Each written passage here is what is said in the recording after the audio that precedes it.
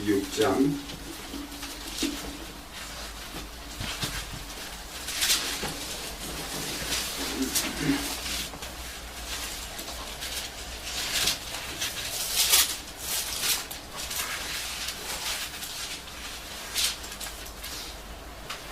13절부터 마지막 절까지 교독하시겠습니다. 히브리서 6장 13절부터 마지막 절까지 제가 먼저 읽습니다. 하나님이 아브라함에게 약속하실 때에 가리켜 맹세할 자가 자기보다 더 큰 이가 없으므로 자기를 가리켜 맹세하여 이르시기에 내가 반드시 너에게 복주고 복주며 너를 번성하게 하고 번성하게 하리라 하셨더니 제가 이같이 오래 참아 약속을 받았느니라. 사람들은 자기보다 더 큰 자를 가리켜 맹세하니 맹세는 그들이 다투는 모든 일의 최후 확정이니라. 하나님은 약속을 기업으로 받는 자들에게 그 뜻이 변치 아니함을 충분히 나타내시려고 그 일에 맹세로 보증하셨나니 이는 하나님이 거짓말을 하실 수 없는 이 두 가지 변하지 못할 사실로 말미암아 앞에 있는 소망을 얻으려고 피난처를 찾는 우리에게 큰 안위를 받게 하려 하시니라. 우리가 이 소망이 있는 것은 영혼의 닭 같아서 튼튼하고 견고하여 휘장 안에 들어가느니 그리로 앞서 하신 예수께서 멜기세덱의 반차를 따라 영원히 대제사장이 되어 우리를 위하여 들어가셨느니라. 아멘. 오늘은 하나님의 맹세라는 제목으로 좀 말씀 전개해 보겠습니다. 하나님께서 우리 사람들에게 자기의 뜻을 나타내시는 방법이 바로 계시라고 할 수 있고 말씀이라고 할 수 있습니다. 하나님이 우리에게 자기를 나타내시지 않으면 우리는 하나님을 알 수가 없죠. 하나님이 자기를 나타내셔야만 알 수 있습니다. 자기를 나타내시는 것을 우리는 계시라 그렇게 얘기를 해요. 계시. 그래서 하나님 계시가 있어야 하지 않은 것이 하나님이 안 알려주시면 모르는 거죠. 너무 상식적인 얘기입니다. 우리가 남에게 나에 대해서 알게 하려면 나를 소개를 해야 돼요. 나는 뭐 어디 사람이고 또 나는 몇 살이고 또 뭐 어느 학교를 나왔고 또 지금 하는 일은 무엇이고 대부분 그렇게 소개를 하죠. 그러면 상대방이 그러시군요 하고 그 사람이 파악을 합니다. 파악을 하고 나서 대화가 되는 거죠. 그 사람이 자기를 소개하지 않으면 대화할 수가 없어요. 그래서 우리 하나님도 자기를 소개하십니다. 그 소개하는 방법이 성경에 보니까 크게 둘로 나누어지는데 하나는 일반 계시, 또 하나 특별 계시라고 합니다. 일반 계시라고 하면은 모든 자연 만물을 통해서 자기를 보여주세요. 전체 만물, 또 모든 계절, 시간, 자연이 운행하는 것 이런 것을 통해서 우리는 하나님이 정말 굉장히 치밀하신 분이구나, 성실하신 분이구나, 지혜가 있는 분이구나, 또 하나님은 모든 것들을 능히 다스릴 수 있는 그런 권세가 있는 분이시구나, 그런 걸 우리가 알 수 있어요. 그리고 또 하나는 특별 계시가 있어요. 특별 계시. 이 특별 계시는 이제 초자연적 계시라 이렇게도 말할 수 있어요. 반대니까 자연 만물을 통해서 계시하시는 것이 아니라 특별한 방법으로 계시를 하시는 것입니다. 예를 들면 꿈, 꿈속에서 우리가 하나님을 만날 수도 있는 거죠.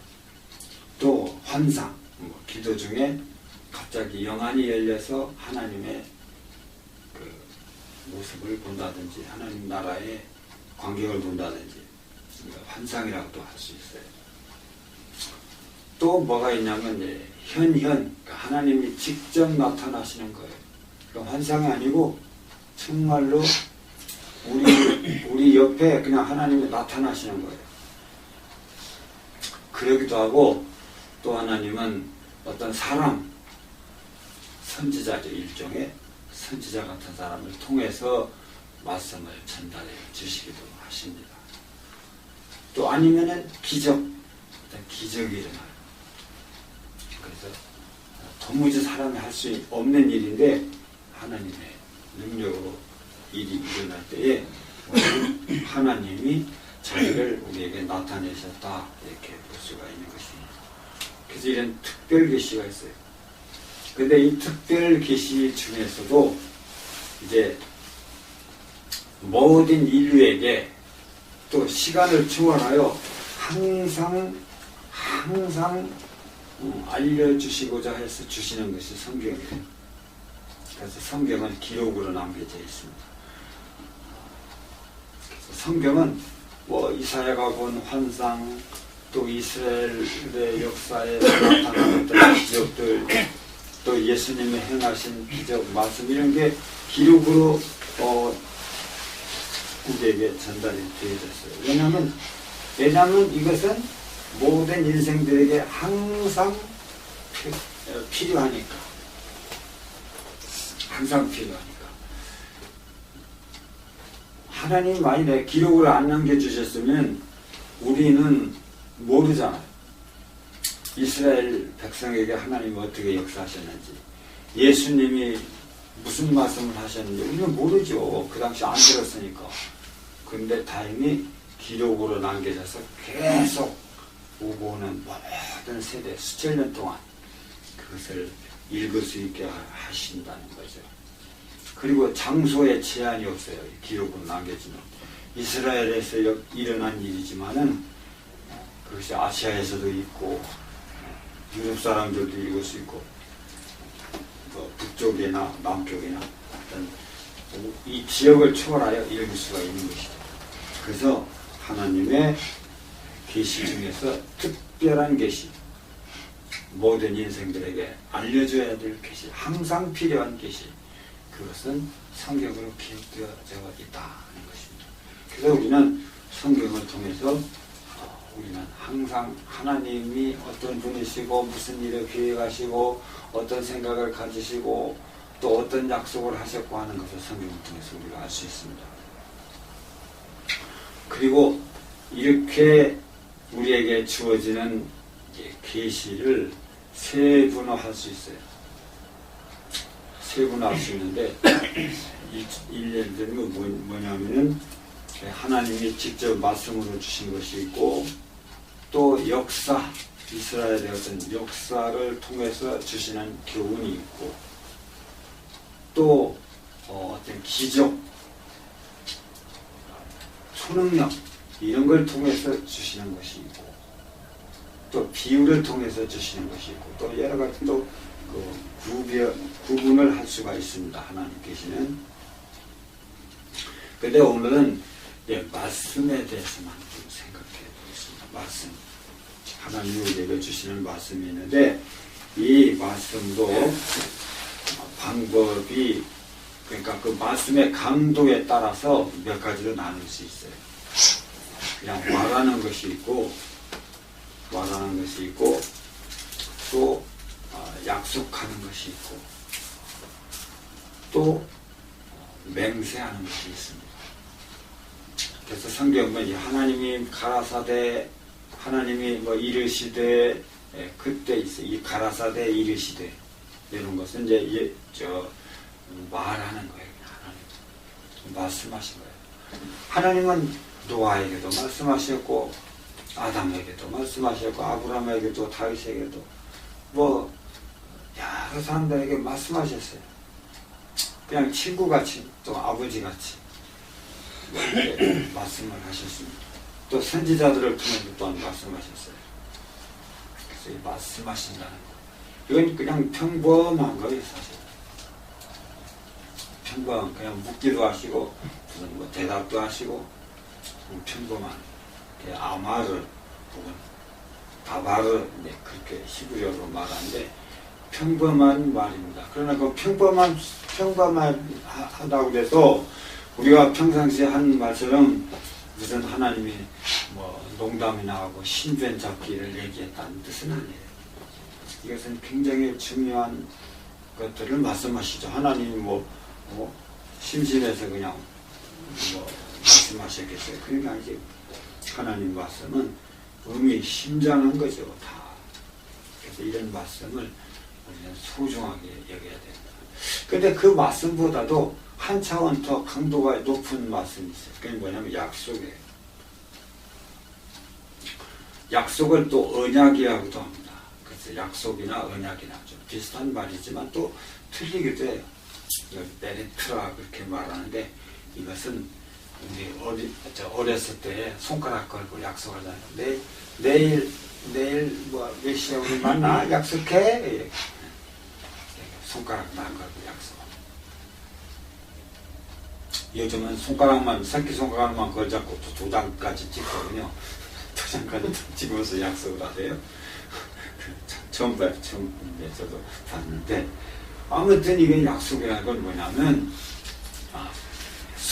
속박되는 거예요. 사실 이것은 여기서 말한 것을 우리 꼭 지키기로 한 거야. 그거예요. 그래서 서로 쌍방 언약의 의미가 있습니다. 다시 이것을 쌍모 언약이라 그렇게 말합니다. 너 이렇게 하면 내가 이렇게 해줄게. 그렇게 하나님은 약속하시는 거예요. 그러니까 거기에는 대부분 조건이 붙어 있어요. 조건이 붙어 있습니다.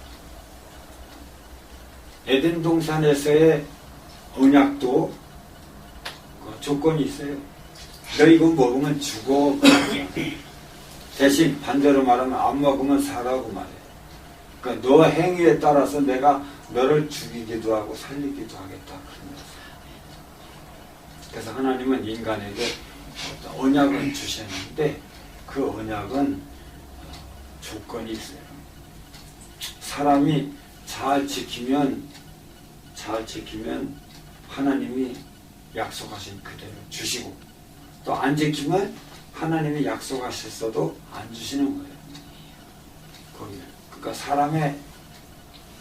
사람의 그 행위에 따라서 그 약속이 살아있을 수도 있고 또한 공수표가 될 수도 있는 파약이죠. 파약.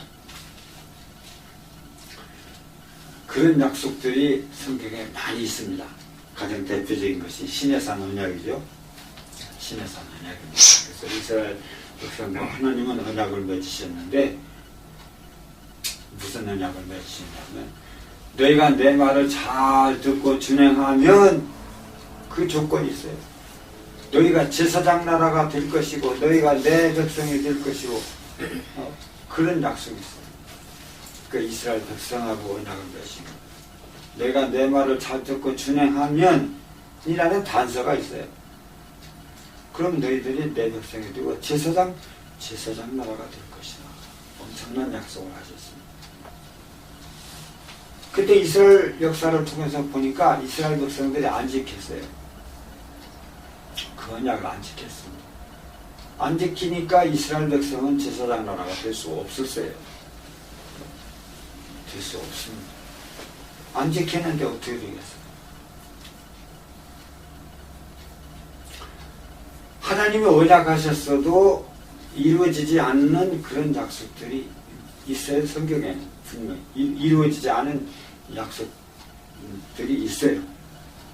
근데 사람들이 그것을 그냥 무관심하는 것 같아요. 우리 좀 한번 찾아보겠습니다. 시편 89편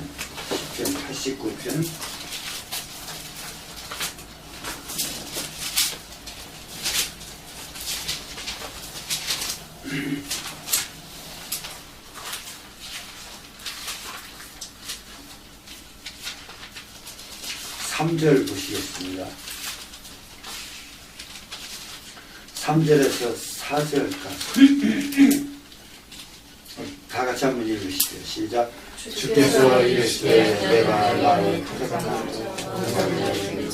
내종 다윗에게 맹세하기를 내가 네 자손을 영원히 견고히 하며 내 믿을 대대에 세우리라 하셨다.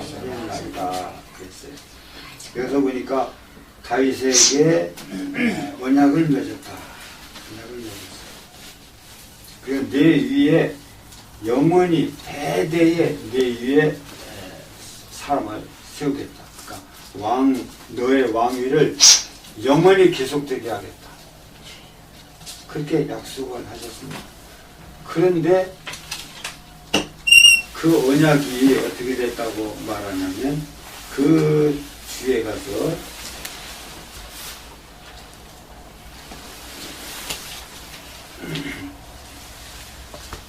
38절 41절까지 38절에서 41절까지 보시겠습니다. 시작.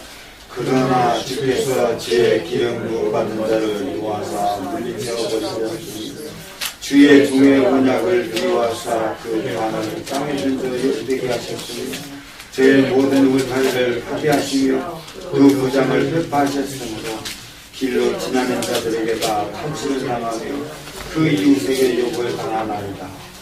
여기 보니까 언약을 미워하사 주의 종의 언약을 미워하사 그 관을 땅에 던져 욕되게 하셨습니다. 관이 뭐냐? 왕이 쓰는 관이잖아요. 왕이 열관. 근데 관을 땅에 던져서 욕되게 하셨어요. 자, 하나님이 약속하셨지만 영화롭게 영원토록 다윗에게가 영원토록 견고케 된 것이 아니고 하나님이 관을 뺏어서 땅에도 던져버리시고 욕되게 하셨다. 물론 이것을 이제 자세히 다 설명할 수는 없지만 이 89배는 다윗이 쓴 시간이고 다윗의 시대에 성가대원이었던 에단이라는 사람이 쓴 시예요. 에단. 그 사람이 거짓말할 리가 없죠. 옆에서 다 보고서 쓴 겁니다. 하나님께서 다윗에게 선한 언약을 주셨는데 하나님이 그 언약을 미워하셨다. 다윗에게 화를 내시고 그 왕통을 저렇게 무너지게 하셨고 또 솔로몬은 어쨌나요? 솔로몬은 열왕기상 3장 보시겠습니다.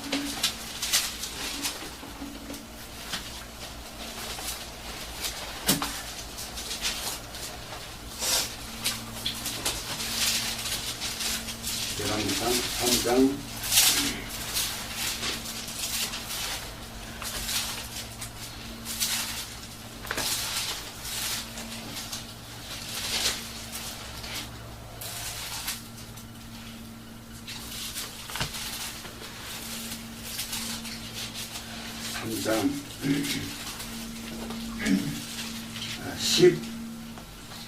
14절부터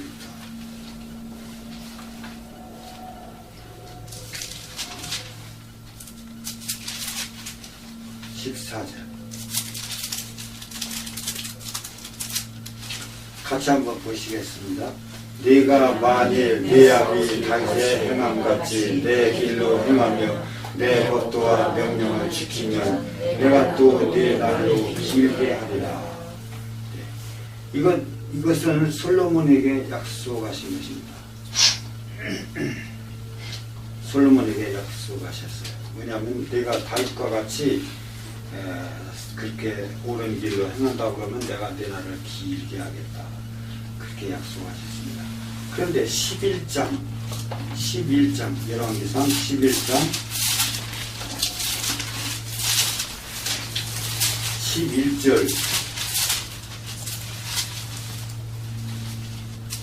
11절 같이 보시겠습니다.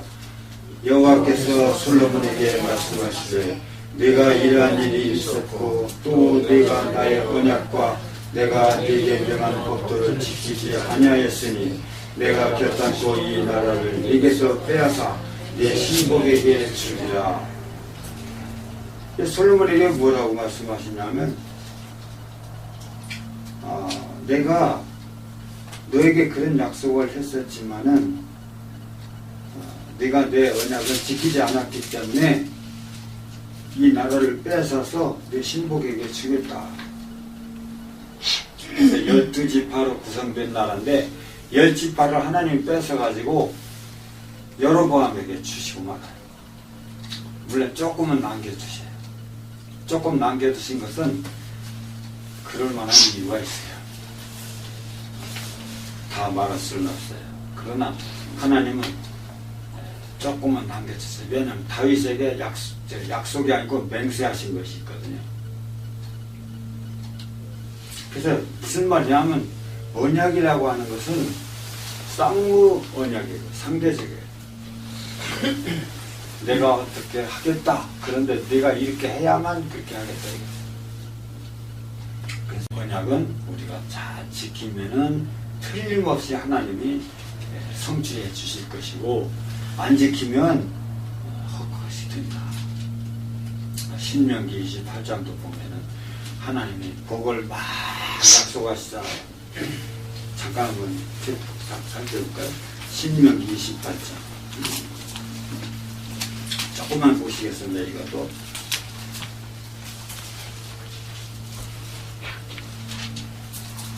1절 28장 1절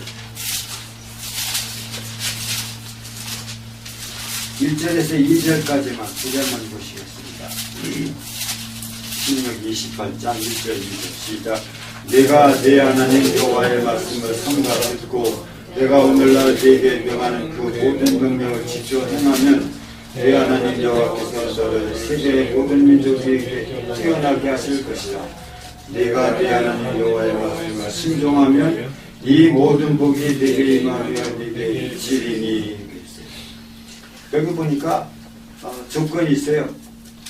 내가 내 하나님 여호와의 말씀을 삼가 듣고 내가 오늘날 네게 명하는 그 모든 명령을 지켜 행하면 그렇게 말씀하세요. 이것이 조건이에요. 지키면 어떻게 하시겠다고요? 모든 민족 위에 뛰어나게 하실 것이고 이 모든 복이 내게 임하여 내게 미치리니 그랬어요. 이것이 조건이고 또한 약속입니다. 그런데 또 반대도 있잖아요. 15절부터 이제 끝절까지 보면은 15절 한 절만 보겠습니다. 한 절만. 두 절만 보죠. 여기도 두 절만. 15절 16절 시작. 네가 만일 내 하나님 여호와의 말씀을 순종하지 아니하여 내가 오늘날 네게 명하는 그 모든 명령과 규례를 지켜 행하지 아니하면 이 모든 저주가 네게 임하고 네게 미칠 것이니 네가 성읍에서도 저주를 받으며 들에서도 저주를 받을 것이오. 그 하나님의 약속은 조건부죠. 하나님의 언약, 하나님의 약속은 조건부입니다. 선악과 먹어라, 앉아서 먹지 마라. 그러면 살 것이다. 먹어라, 죽을 것이다. 이스라엘 백성들이여 내 말을 듣고 준행해라. 그러면 너희들이 복을 받을 것이다. 그러나 안 지키면 너희들은 저주를 받을 것이다. 언약은 이렇게 조건적이에요. 그래서 이스라엘 사람들도 하나님의 언약을 받았다는 것만 가지고 방방 뛰면서 좋아할 것이 아니고 그걸 지켜야 됩니다. 아, 우리 하나님이 약속하셨어. 하나님은 우리에게 약속하셨어. 그러니 뭐 우리는 됐어. 그렇게 놔둘 것이 아니고 약속하셨어. 그런데 어떻게 하면 이라는 조건을 생각하면서 그 조건에 부합하도록 살아야 된다는 말입니다. 그래서 이 언약 메리트라고 하는 건 무서운 거예요. 근데 요즘에 이스라엘 사람들은요, 요즘 이스라엘 사람들뿐만 아니고 세례주의자들도 그런 착각을 하는 것 같아요. 봐라, 하나님이 약속하셨잖아요. 이스라엘한테 구약에 보니까 약속하셨는데 이스라엘이 뭐 북제사장 나라가 될 것이고 세계 모든 민족 위에 뛰어나게 될 것이고 이스라엘을 통해서 세상이 구원받을 것이고 막 그렇게 지금도 그들이 불순종한 거 생각 안 하고 그들이 하나님의 언약을 파괴한 것을 생각 안 하고 남녀간에 둘이 약속을 했으면 약혼을 했으면 그 결혼할 때까지 약혼의 그 조건을 잘 지켜줘야 결혼하는 거지. 우리 이제 약혼했어. 그래 놓고 지멋대로 행동하면서 살다가 결혼할 거라고 생각을 하면은 큰 오산이죠. 이스라엘이 그렇단 말이에요. 근데 이제 언약보다 더 강도가 높은 게 있어요. 언약보다 더 강도가 높은 게 뭐냐면 맹세입니다. 맹세.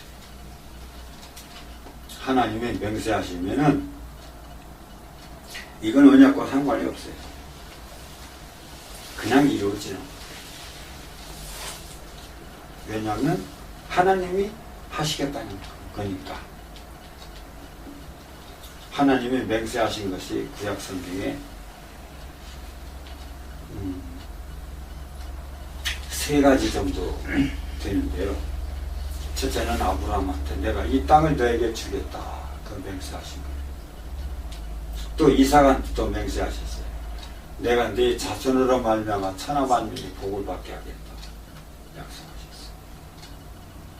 그리고 세 번째 약속이 뭐냐면 다윗에게 하신 약속. 또 약속에는 맹세가 있어요. 다윗에게 하신 맹세가 뭐냐면은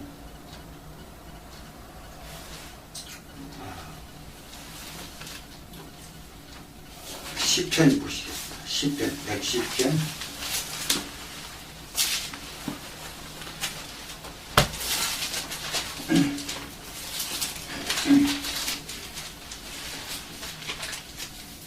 110편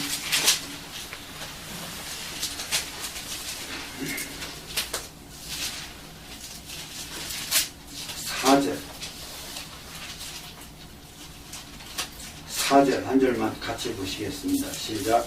여호와는 맹세하고 변하지 아니하시리라. 이르시기를 너는 멜기세덱의 발가를 주사 영원한 제사장이라 하셨도다. 너는 다윗에게 하신 말씀이에요. 근데 다윗 육신적 다윗 한 사람에게 하신 말씀이 아니고 다윗 속에 계시는 그리스도에게 하신 말씀이에요. 무슨 얘기냐면 다윗이 그리스도의 영으로 살고 있었거든요. 그 그리스도에게 하신 말씀인데 너는 멜기세덱의 반차를 조차 영원한 제사장이라. 멜기세덱의 반차를 쫓아서 그러니까 멜기세덱의 그 반열에 속해서 영원한 제사장이 될 것이다. 그런 맹세를 하셨다. 여기서 맹세하고 그랬잖아요. 맹세하고 변치 아니하시리라.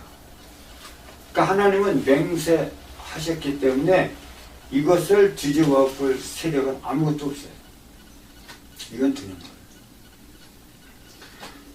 오늘 본문으로 들어가 보겠습니다. 11에서 11대 6장 11대 6장입니다. 이제 13절부터 보겠습니다. 하나님이 아브라함에게 약속하실 때에 가리켜 맹세할 자가 자기보다 더 큰 리가 없으므로 자기를 가리켜 맹세하여. 아브라함에게 맹세하신 거예요. 가라사대 내가 반드시 너를 복주고 복주며 너를 번성케 하고 번성케 하리라 하셨더니 아브라함에게 맹세하신 것입니다. 그러니까 이 맹세는 안 이루어질래야 안 이루어질 수가 없는 거였어요. 저가 이같이 오래 참아 약속을 받았느니라. 오래 아브라함은 참고 견딤으로써 마침내 이삭을 받은 것이죠. 사람들은 자기보다 더 큰 자를 가리켜 맹세하나니 맹세는 저희 모든 다투는 일의 치유 확정이니라. 개역 개정이 좀 설명을 잘하는 것 같네요. 여기는 조금 단순하죠? 한번 읽어보세요. 16절 개역 개정. 사람들은 자기보다 더 큰 자를 가리켜 맹세하나니 맹세는 그들이 다투는 모든 일의 최후 확정이니라. 네. 그들이 다투는 모든 일의 최후 확정이라. 뭐가 옳고 그르고 또 뭐 선하니 나쁘니 또 합법적이니 불법이니 모든 거 이런 걸 떠나서 맹세했으면 그게 우선권이에요. 최우선권. 그러니까 맹세는 함부로 할 것이 아니죠, 우리가. 예. 근데 맹세했으면 해야 되는 거예요. 맹세했으면 하는 거예요.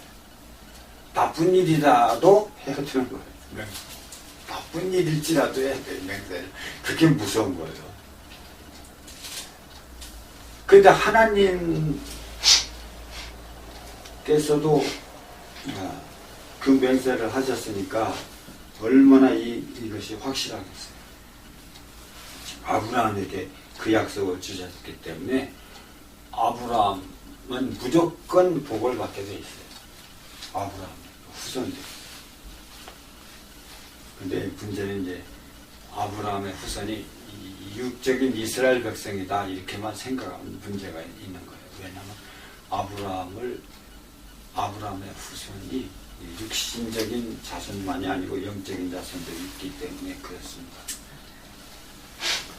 또 16절 사람들은 자기보다 17절요.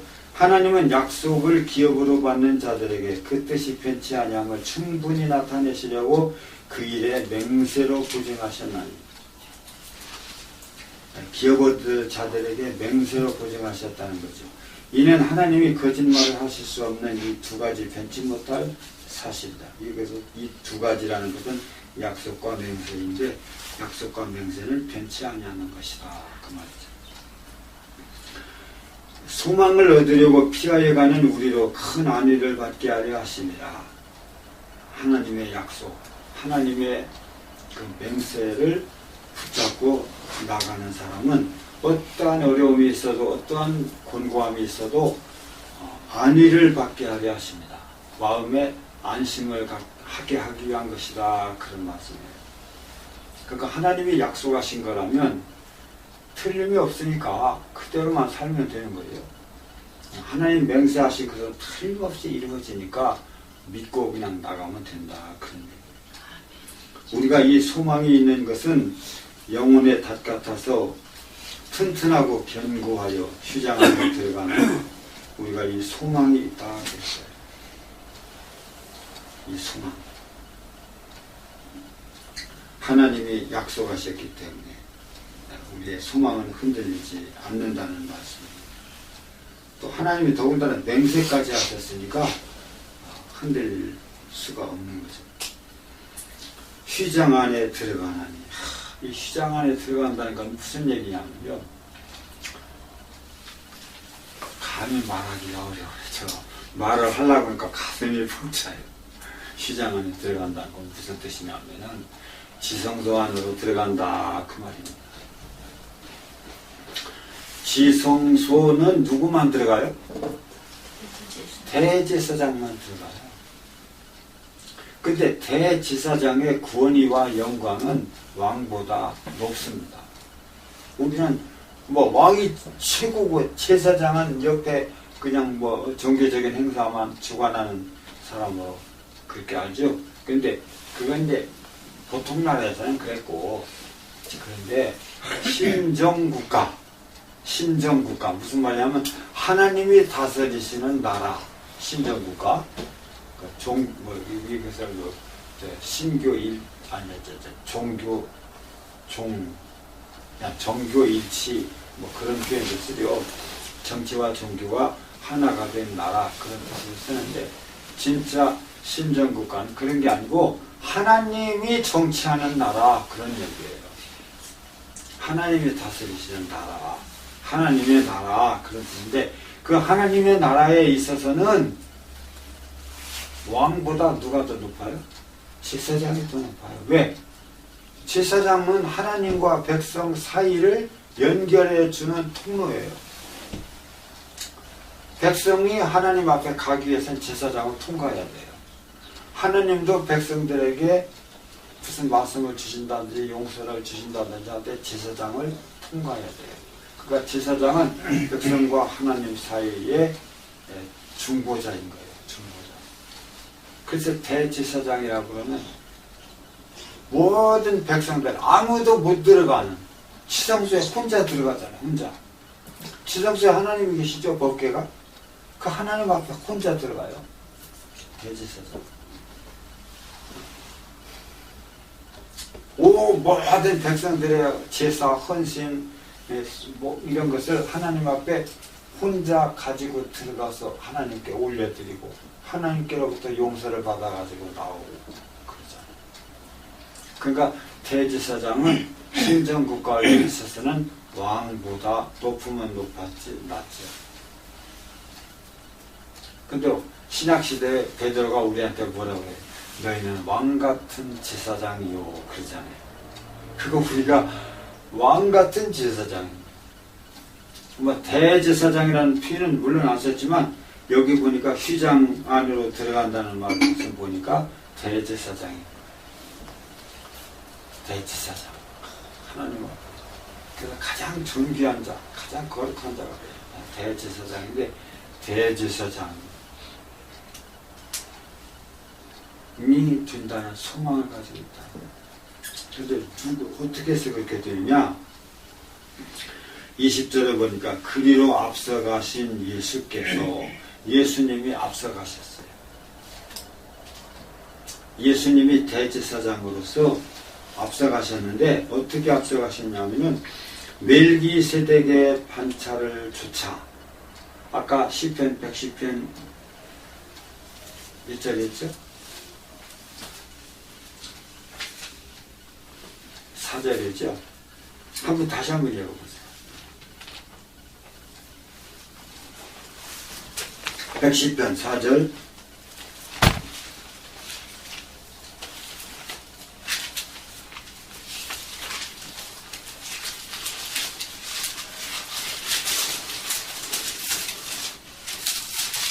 여호와는 맹세하고 맹세하지 아니하십니다.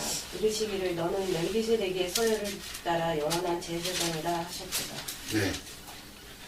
멜기세덱의 반차를 조차 혹은 멜기세덱의 서열을 따라 영원한 제사장이라 하였도다.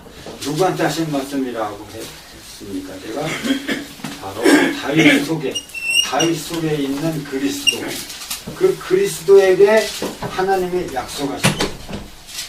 너는 멜기세덱의 반차를 따라 영원한 제사장이다. 그런 말씀을 하셨기 때문에 이것은 다윗에게 약속하신 것이 아니고 다윗의 후손이신 예수 그리스도를 가리켜서 말씀하신 것입니다. 그래서 예수 그리스도는 대제사장이 되는 거예요. 예수 그리스도가 대제사장이 됩니다. 우리가 이것을 왜 확실히 알아야 되냐면 이 구절이 없으면 시편 110편 4절에 이 말씀이 없으면 예수님이 대제사장이다라고 하는 이 등식이 성립될 수가 없어요. 왜? 예수님은 무슨 지파예요? 예수님은 유다 지파입니다. 유다 지파는 제사장에 나올 수 있나요? 없나요? 없어요. 구약에 보니까 제사장은 어디에서만 나와요? 레위 지파에서만 나와요. 레위 지파. 레위 지파 중에서도 아론의 후손들 속에서만 제사장이 나오게 되죠. 근데 레위인도 아닌 예수님이 어떻게 해서 제사장이라고 볼 수 있어요? 이스라엘 사람들한테 가서 예수님 믿으세요. 예수님은 우리를 위하여 우리 죄를 지시고 하나님 앞에 지성소에 들어가셔서 우리의 죄값을 다 담당해 주신 분이십니다. 그럼 예수님이 제사장이라는 얘기예요? 그렇습니다. 예수님이 제사장. 말도 안 돼요. 유대인들이 그런단 말이에요. 말도 안 돼요. 그 성경에 어디 있어요? 예수님은 유다인인데 유다 지파인데 다윗의 후손인데 어떻게 레위 인만 될 수 있는 제사장이 될 수가 있다는 거예요. 안 믿어요, 그때. 근데 이걸 몰라요. 그들이 레위인만 제사장이 된다라고 하는 것은 맹세로 된 거예요, 언약으로 된 거예요? 언약으로 된 거예요. 그래서 신의 산 언약, 율법에서 된 거예요, 율법. 율법이 언약이에요. 율법이 언약입니다. 언약으로 된 거예요. 근데 언약보다 높은 게 뭐가 있다고요? 맹세예요, 맹세. 그런데 다윗에게 내가 영원한 제사장이 될 것이다 라는 것은 맹세로 된 거예요. 그러니까 언약보다 높은 거예요. 언약보다 차원이 높아, 강도가 높아요. 권위가 더 높아요, 언약보다. 그러니까 이스라엘 사람들은 그 언약만 붙잡고 있어요. 율법만 붙잡고 그 이전에 하나님이 맹세하신 것을 몰라요. 그럼 멜기세덱이 어떤 자예요? 여기 7장에 보면은 다 이해할 수가 있는데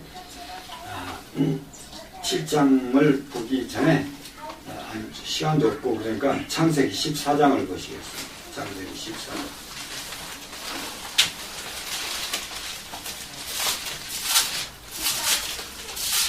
창세기 14장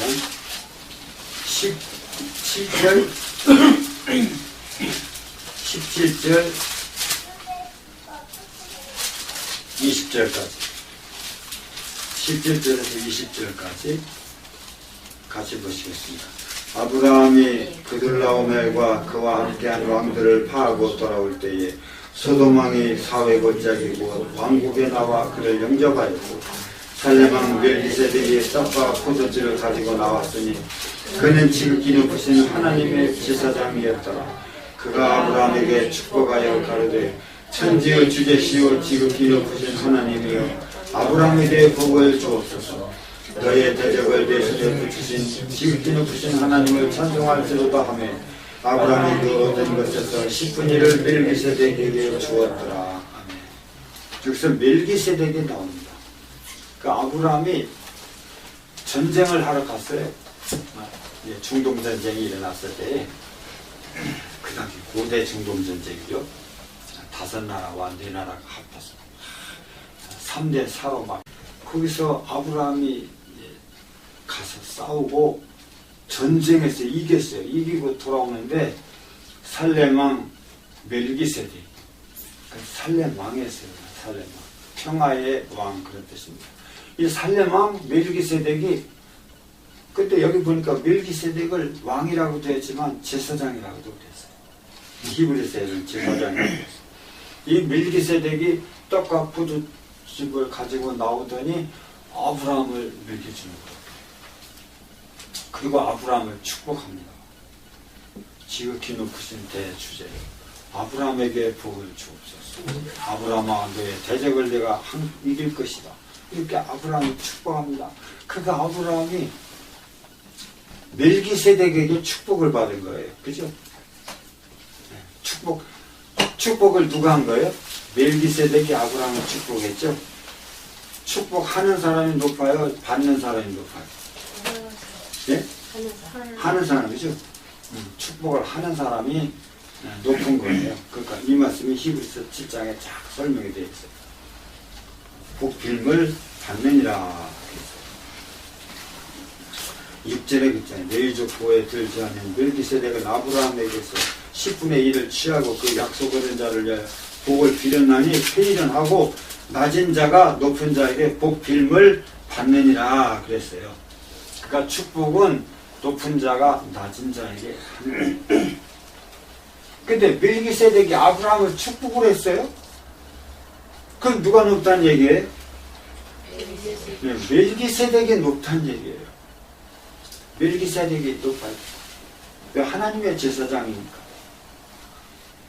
그러니까 아브라함이 10분의 1을 그 전리품 중에서 10분의 1을 빼가지고 멜기세덱에게 드렸어요. 이것이 이제 11조의 기원이 되는 건데, 그때에 이제 중요한 이유. 그때에 아브라함이 10분의 1을 드릴 때에 아브라함의 허리 속에 있는 누구도 같이 드렸다? 이런 뜻이죠?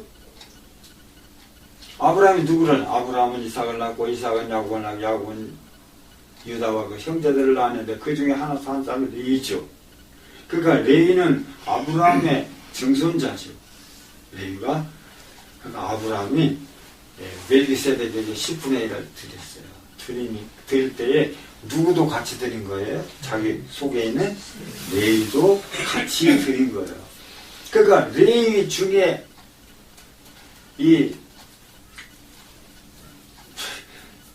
제사장 아론이 있는데 아론이 대제사장 아니에요. 대제사장. 아브라함 속에 대제사장이 들어있어요. 근데 이 대제사장 아론도 같이 드린 것이 되죠. 멜기세덱에게. 그러니까 누가 높은 거예요? 멜기세덱이 한없이 높죠. 지극히 높은 자예요. 멜기세덱. 지극히 높은 자. 그러니까 이스라엘 사람들이 레위가 아니면 제사장 될 수 없어요. 레위인만이 제사장 될 수 있어요. 특히 아론의 후손들만 제사장 될 수 있어요. 그렇게 말하지만 예수님은 그럼 어디에 속했느냐? 예수님은 어디에 속했냐면 아브라함의 허리 속에 있었나요? 그때? 아니죠. 레위인이 아니에요. 예수님 레위인이 아니에요. 오히려 아브라함은 멜기세덱에게 있는 거예요. 멜기세덱의 반차를 조차 영원한 제사장이라 그런 약속을 예수님이 받으셨다는 거예요. 그래서 아브라함이 멜기세덱에게 축복을 받고 11조를 드린 걸 볼 때에 이 레위 제사장 계급은 멜기세덱에 비하면 아무것도 아니다. 그런 뜻이에요. 근데 예수님은 레위에게 속한 게 아니라 멜기세덱에게 속한 제사장이다. 근데 이것을 누가 맹세하셨어요? 하나님이 맹세하셨어요. 하나님이 그렇게 맹세하셨기 때문에 이 맹세는 폐해질 수가 없어요. 유대인들이 이걸 좀 알았으면 참 좋겠는데 왜 이런 원리는 모르는지 모르겠어요. 이걸 알아야 됩니다. 이렇기 때문에 하나님이 맹세하신 것은 그대로 다 이루어집니다. 그대로 다 이루어지고 그건 우리가 뭐 순종하든 불순종하든 상관없어요. 그건 그대로 이루어져요.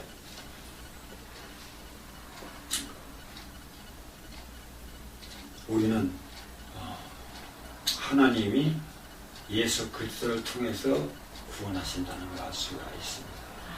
예수 그리스도를 통해서 우리의 죄를 사해 주시고 또한 우리를 받아 주십니다. 그리고 예수 그리스도 안에 있는 모든 자들은 지성소에 들어갈 수가 있어요. 왜? 예수님이 대제사장으로 지성소에 들어가시기 때문에 우리들도 예수님 안에서 지성소에 들어갈 수 있어요. 근데 지성소가 어떻게 생겼냐면 지성소가 간단히 말해서 그림을 제가 잘 못 그렸지만 성전이 이렇게 생겼잖아요.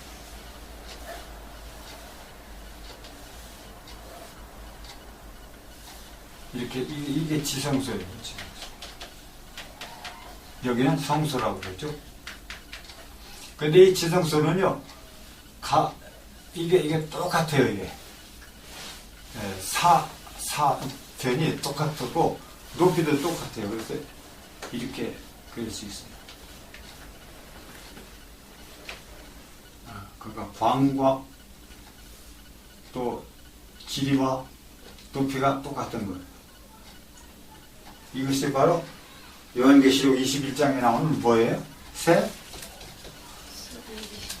예루살렘 모습하고 똑같은 거예요. 이게 바로 시온성입니다.